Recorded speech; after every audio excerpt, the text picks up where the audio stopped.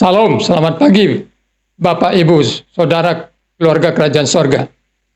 Kemurahan Tuhanlah yang membuat kita bisa kembali bertemu pada pagi hari ini. Firman Tuhan bagi kita pagi hari ini adalah dari Keluaran pasal 15 ayat 22 sampai 26. Yaitu tentang sepotong kayu yang mengubah rasa pahit menjadi manis. Sepotong kayu yang mengubah rasa pahit menjadi manis. Firman Tuhan berbunyi seperti ini. Musa menyuruh orang Israel berangkat dari Laut Teberau, lalu mereka pergi ke padang gurun Sur.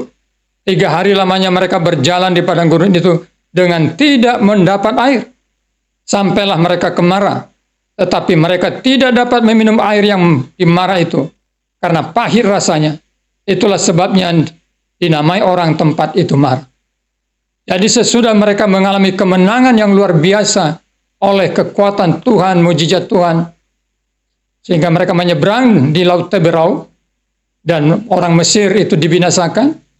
Firman Tuhan ini berkata, orang Israel mulai perjalanan dan selama 3 hari di padang gurun, mereka tidak menemukan air. Lalu ketika mereka tiba di Mara, mereka menemukan sebuah sumber air, tetapi airnya pahit. Betapa kritisnya keadaan bangsa ini. Air adalah sebuah kebutuhan hidup yang sangat vital. Tetapi air itu mereka tidak punya. 3 hari tidak mendapatkan air. Stok mereka sudah mulai habis. Lalu ketika bertemu dengan sumber air, mereka menemukan air dari sumber itu rasa pahit dan tidak bisa diminum. Apa reaksi daripada bangsa Israel? Firman Tuhan berbunyi begini. Lalu bersungut-sungutlah bangsa itu kepada Musa, kata mereka, apakah yang akan kami minum? Ini unik sekali saudara-saudara. Bangsa Israel ini ada masalah sedikit bersungut-sungut. Ada masalah sedikit marah-marah kepada Musa. Dan ketika mereka menemukan sumber air, yang airnya tidak bisa diminum karena rasanya pahit, mereka juga marah kepada Musa, dan mereka berkata, apa yang akan kami minum? Kalau saudara berada dalam posisi Musa, apa yang saudara lakukan?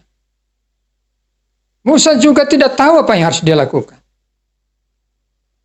Tetapi puji Tuhan, Tuhan yang memanggil Musa menjadi hambanya, Tuhan jugalah yang menyertai Musa di dalam kepemimpinannya. Dan Tuhan punya solusi terhadap kesulitan yang terjadi tentang air ini.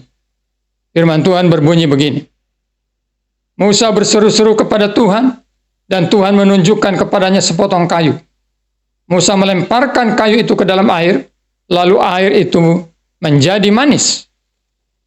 Saudara-saudara, ketika Musa melihat situasi yang sulit itu, dia berseru kepada Tuhan, dia berdoa kepada Tuhan, dia mempercayai Tuhan, dia minta pertolongan Tuhan. Lalu atas penunjukan Tuhan, dia melihat sepotong kayu. Lalu dia ambil potongan kayu itu, dia lemparkan ke sumber air itu. Lalu ketika kayu itu sudah masuk di dalam sumber air itu, dia mencicipi air itu, dan rasanya manis dan sangat menyenangkan. Ini juga sebuah mujizat. Ini juga sebuah keajaiban. Bagaimana mungkin sepotong kayu bisa mengubah air yang pahit menjadi manis? Tapi itulah yang Tuhan lakukan. Sehingga masalah bangsa ini, di mana mereka kesulitan air, tercukupkan kembali, terpenuhi kembali. Mereka boleh bersuka cita. Mereka boleh memuliakan Tuhan. Bapak Ibu yang dikasihi Tuhan, perjalanan hidup mungkin telah membawa kita kepada pengalaman hidup yang penuh kepahitan. Kepahitan bisa kita alami sejak masa kecil, karena diperlakukan tidak adil. Kepahitan bisa terjadi karena kita mengalami PHK dari pekerjaan kita.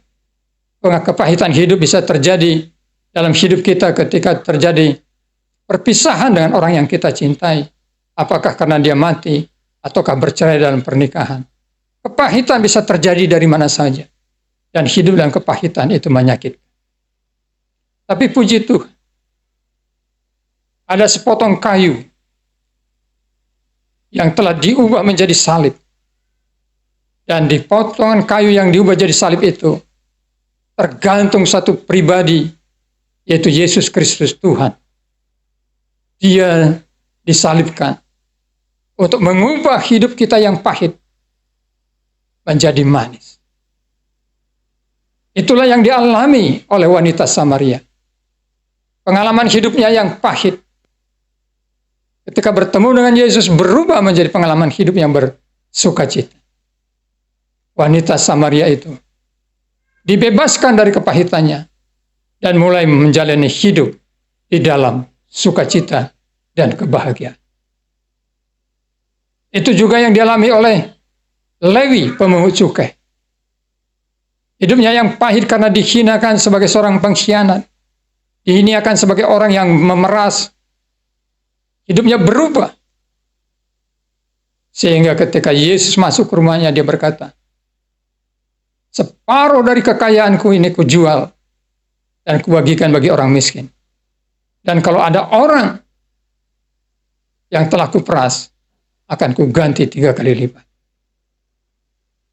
Terjadi perubahan dari hidup yang penuh kepahitan menjadi hidup yang penuh sukacita, hidup yang manis. Karena ada Kristus yang telah tergantung di atas potongan kayu itu untuk memberi hidup yang baru. Adakah saudara sudah hidup di dalam Kristus? Puji Tuhan kalau saudara hidup dalam Kristus. Seharusnya kepahitan tidak lagi menguasai saudara. Tapi hidup yang penuh dengan sukacita dan kegembiraan, kebahagiaan. Itulah yang menguasai hidup saudara. Tapi kalau saudara belum pernah berkata, Tuhan Yesus, saya percaya Engkau adalah Juru Selamat dan Tuhan.